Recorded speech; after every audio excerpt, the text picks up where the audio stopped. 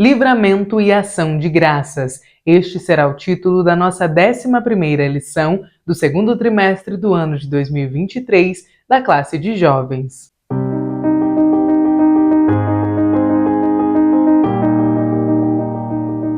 A paz do Senhor, querido aluno e professor da Escola Bíblica Dominical. Eu sou a irmã Damaris, sou professora da IBD, na congregação em que sirvo ao Senhor aqui na Assembleia de Deus em Curitiba. Eu já estou aqui para que nós possamos continuar estudando juntos o livro dos Salmos. Hoje nós iremos falar do Salmo 116 e meditar juntos a respeito da gratidão que este Salmo vai nos ensinar a ter para com o nosso Senhor. Bom, você já deve ter percebido que nós estamos num cenário diferente. Eu falei na aula passada, na pré-aula, que eu gravei na semana passada para os irmãos aqui da classe de jovens, que eu estava fora de casa por conta da troca do piso. Nós ainda estamos. Se Deus quiser, na semana que vem já teremos voltado para casa. Mas então hoje nós teremos aula aqui neste cenário emprestado da sala dos meus pais mais uma vez. Mas não é nada mal, né? Tá tudo bem ficar aqui olhando para os livros, tá tudo certo. Hoje nós estamos então com o nosso texto principal, lá no Salmo 116, no verso 12. Que darei eu ao Senhor por todos os benefícios que me tem feito? É uma pergunta do salmista Davi para nós.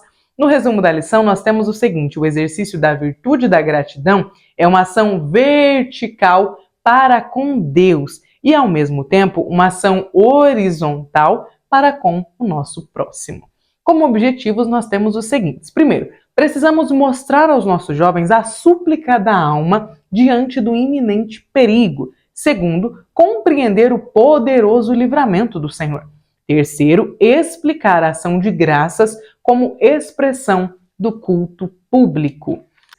O nosso texto bíblico está lá em Salmo 116, nós leremos dos versos 1 até o 19.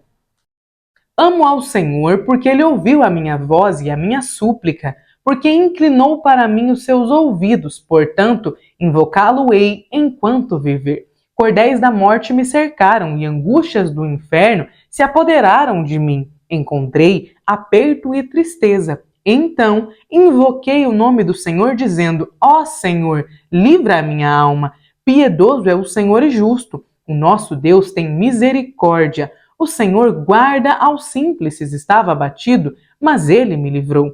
Volta, minha alma, a teu repouso, pois o Senhor te faz bem. Porque tu, Senhor, livraste a minha alma da morte, os meus olhos das lágrimas e os meus pés da queda. Andarei perante a face do Senhor na terra dos viventes. Criei, por isso falei. Estive muito aflito. Eu dizia na minha precipitação: todo homem é mentira. Que darei eu ao Senhor por todos os benefícios que me tem feito? Tomarei o cálice da salvação e invocarei o nome do Senhor. Pagarei os meus votos ao Senhor agora, na presença de todo o seu povo. Preciosa é a vista do Senhor a morte dos seus santos. Ó Senhor, deveras sou teu servo, filho da tua serva, soltaste as minhas ataduras. Oferecer-te-ei sacrifícios de louvor e invocarei o nome do Senhor. Pagarei os meus votos ao Senhor, que eu possa fazê-lo na presença de todo o meu povo, nos átrios da casa do Senhor, no meio de ti, ó Jerusalém. Louvai ao Senhor. Amém? É impossível nós lermos salmos tão belos como estes que nós estamos estudando ao longo destas 11 aulas e não ficarmos com o coração aquecido, com o desejo de glorificarmos ao Senhor, não é verdade? Este Salmo 116 é realmente muito bonito, fala da gratidão de uma forma tão linda e é o objetivo da nossa lição de hoje, estudá-lo. Aqui na nossa introdução, a lição vai nos fazer um resumo, vai nos dar uma ideia do que é que nós iremos aprender a respeito deste salmo. Então veja só, nesta lição nós estudaremos o privilégio de cultivar a gratidão em nossa vida. Veremos que, por ocasião de um grande livramento do salmista, ele propôs apresentar atos de ações de graças pelo que Deus fez em sua vida. Assim, aprenderemos que cultivar um coração grato torna a vida mais leve. A gratidão na vida de um crente revela o cultivo da humildade, pois o crente sabe que o que ele recebe veio de Deus e não de suas próprias forças.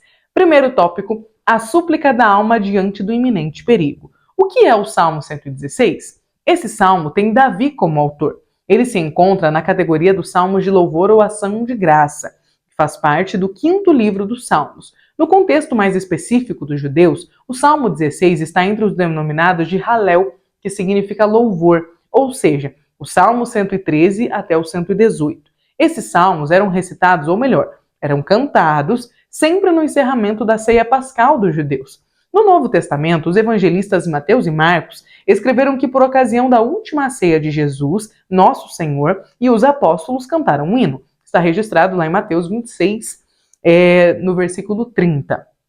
De acordo com o contexto do Salmo 116 e com o registro desses dois evangelhos, que se antecipam ao período de angústia do Senhor lá no Getsêmani, provavelmente o hino que Jesus e os apóstolos cantaram foi o Salmo 116.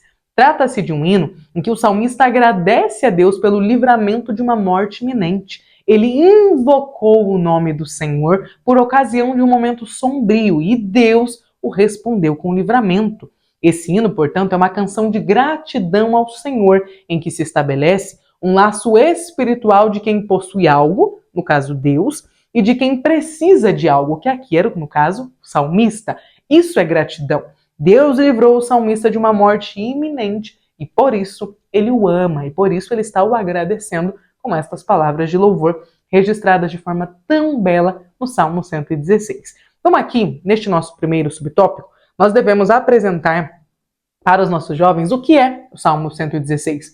Quem foi o seu autor, em qual categoria ele está incluído, em qual dos livros, né? Lembrando que são 5 livros do Salmo, ele está incluído. E aqui nós temos também esse breve contexto a respeito de que antes, ali no caso, na última ceia de Jesus, antes dele ser preso e depois, mais tarde, morto, muito provavelmente foi o hino, né, que ele e os seus discípulos entoaram ali na última ceia de Jesus, porque fazia parte do contexto da vida dos judeus. Então, olha só como nós temos um conteúdo bastante rico e bastante amplo aqui neste primeiro subtópico.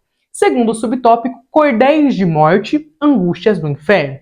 O versículo 1 e 2 revelam 4 expressões tocantes. Amo ao Senhor, ele ouviu, inclinou e invocá-lo-ei. Essas palavras revelam o amor do salmista pelo Senhor. Isso porque ele passou uma experiência de sofrimento em que precisou invocar a Deus e este, no caso Deus, o ouviu e se inclinou, atendendo à oração que o salmista estava fazendo. A experiência do salmista foi provavelmente uma experiência de quase morte. As duas expressões, cordéis de morte e angústias de inferno, certamente referem-se ao episódio de quase morte do salmista. Nesse sentido, todas as possibilidades humanas se esgotaram. Não havia mais nada para quem ele pudesse recorrer. Ele não tinha mais ninguém que pudesse lhe ajudar. Tudo havia sido testado, muito provavelmente, ele tentou em outros locais, em outros lugares, encontrar a solução para o seu problema e não achou. Então olha o que a lição nos mostra de forma tão linda.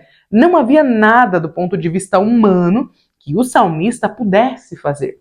A única coisa possível era invocar ao Senhor. Aleluias! Quantas vezes na nossa vida, no nosso dia a dia, só nos resta a opção de invocar ao Senhor. Quantas vezes nós não temos mais a quem recorrer? Às vezes nós estamos diante de uma situação em que parece que as situações humanas se esgotaram, que as respostas no caminho humano, na visão humana, não podem mais solucionar os nossos questionamentos, as nossas dores, os problemas da nossa alma. Quantas vezes nós temos situações reais de enfermidade, de desgaste, de problemas financeiros, desgaste no casamento, nas amizades, no relacionamento com o filho, e não tem mais o que fazer no ponto de vista humano. E então só resta a nós o mesmo que restava para Davi, invocar ao Senhor. Terceiro subtópico, invocação ao Senhor. Então invoquei o nome do Senhor dizendo, ó Senhor, livra a minha alma. O termo invocar tem um peso muito forte nas Escrituras, quando o ser humano se coloca diante de Deus para buscá-lo em oração. Este é o significado. No Salmo, trata-se de uma oração suplicante para que o Senhor concedesse um grande livramento diante da morte que estava assolando o salmista. Saiba que em muitos momentos nós passaremos situações em que cordéis de morte e angústias do inferno nos cercarão. Por isso, Devemos aprender com o salmista Davi a forma como reagir diante de um iminente perigo. Ele nos mostra que no lugar de tomar uma decisão precipitada diante do perigo, dirigir-se ao Senhor clamando-lhe incessantemente é a ação mais sábia.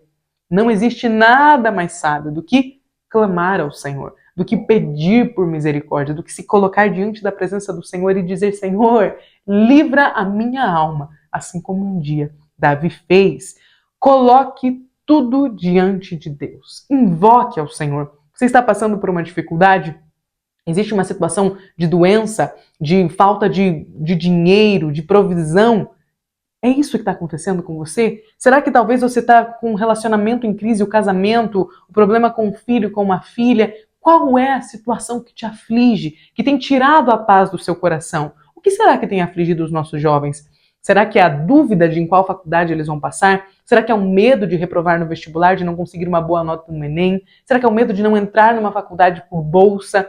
Será que é o medo de não conseguir pagar a própria faculdade? Será que é o medo de não se casar? Quantos jovens não têm medo de ficarem sozinhos? Ou quantos não são traídos de forma tão cruel e ficam com seu coração amargurado e duvidando até mesmo de Deus por conta de terem recebido o mal, de não terem sido bem tratados, sabe? De terem visto a dor, a solidão, a traição tão de perto. Independentemente do que é que esteja, incomodando o seu coração, professor, ou então dos nossos jovens, você pode neste domingo dizer a eles que, independentemente do que seja, que eles possam colocar tudo aos pés do Senhor e invocar o nosso Deus Criador, o nosso Deus protetor, o nosso Deus Todo-Poderoso. Ele se importa conosco, Ele cuida de nós e Ele deseja solucionar os problemas da nossa vida. Ele é um Deus presente, Ele é um Deus que não nos abandona. Amém? Vamos para o nosso segundo tópico, o poderoso livramento do Senhor.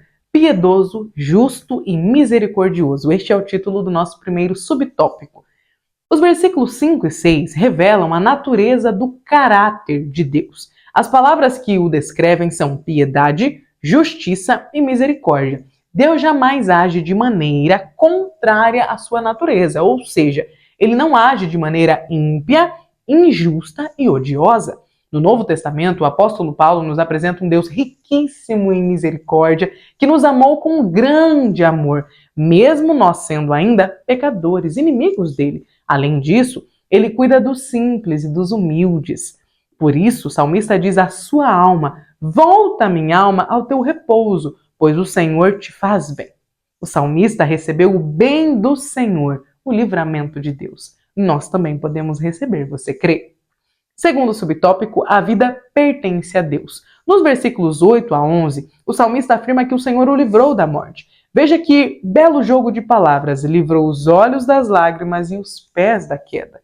O cantor, agora convicto, sabe que não será tirado da terra dos viventes, mas ao contrário, ainda terá uma jornada bonita para caminhar de acordo com a vontade de Deus. O versículo 9 está em plena harmonia com o versículo 15, em que aparece a expressão preciosa é à vista do Senhor a morte dos seus santos. A ideia aqui não é de que a morte do justo seja vista com alegria pelo Senhor, como se ele a desejasse. O Salmo trata da gratidão do salmista pelo livramento dado por Deus, pois para ele as nossas vidas são preciosas, têm um valor incomensurável e mesmo a nossa partida está dentro dos cuidados de Deus. Ainda não era a hora do salmista partir. A própria palavra vai nos dizer que os nossos dias já foram por ele determinados, ou seja, ainda não era determinado por Deus que o salmista deveria partir, que o Senhor estava o chamando. Ele ainda tinha anos de vida pela frente. Aqui nós aprendemos que não somos deixados por Deus ao acaso, mesmo em ocasiões delicadas. Todavia, de modo geral, principalmente no Novo Testamento, a Bíblia nos mostra que Ele, o Senhor, nos acompanha até mesmo na hora da morte, pois a vida é um dom divino e nenhum dos seus filhos perecem neste mundo fora do escopo da sua vontade. Deus é cuidadoso com a nossa vida, mas também o é na nossa morte. A morte se tornou parte da nossa vida a partir da entrada do pecado no mundo. É por isso que nenhum ser humano normal deseja morrer. Nós todos queremos viver. Mesmo que já tenhamos vivido muito, nós ainda assim desejamos viver. Faz parte da nossa vida viver. Mas nós precisamos entender que depois que o pecado entrou no mundo, a morte faz parte do nosso dia a dia. E é doloroso falar de morte, não é mesmo? Nos machuca pensar na angústia da separação física. Nenhum de nós queremos perder um parente, enterrar uma pessoa que amamos. Mas infelizmente a morte agora faz parte da nossa vida. Só que nós que somos cristãos temos uma esperança em nós. A esperança de que Cristo nos aguarda na glória. Portanto, para nós, a morte é preciosa. A morte para nós significa ganho, significa que nós estamos partindo para Cristo. Significa que nós vencemos a vida aqui e agora poderemos aguardar a volta de Cristo para os que ainda estiverem vivos aqui, para que então todos nós, como igreja, possamos alcançar as bodas de Cristo. Veja a importância da esperança no Senhor, de termos o nosso coração no Senhor. Porque quando nós o amamos e quando nós compreendemos que a vontade dele é sempre boa, sempre perfeita e sempre agradável, tanto a vida quanto a morte para nós é motivo de gratidão e é motivo de glorificar ao Senhor, porque a vontade dele é sempre boa. Amém? Terceiro subtópico, experimentando o favor de Deus. Faça um exercício com a sua memória. Agora, recorde um grande livramento de perigo que você experimentou. Faça mesmo, para aí um momentinho, pausa o vídeo com os seus jovens no próximo domingo. Faça uma pausa com eles na aula e peça para que eles lembrem, para que eles tragam à memória qual foi o último livramento que eles tiveram de Deus. Faça isso. Dá uma pausa aí e tenta puxar na sua memória, buscar aí quando foi que você recebeu um livramento. Essa experiência pode ser um instrumento de muita edificação espiritual para você e também para os seus jovens em Cristo. Porque esse exercício é importante para deixar claro que a vida em Deus, a vida com Deus, no caso, é uma vida de experiências verdadeiras. Devemos ter plena convicção de que a nossa vida é moldada, traçada e estabelecida pelo Deus vivo. Por intermédio do Espírito Santo, ele nos dirige conforme o conselho da sua vontade. A caminhada com Deus é uma caminhada de profundas experiências com ele. Você tem vivido experiências com o Senhor? Você tem desfrutado de experiências com o Senhor?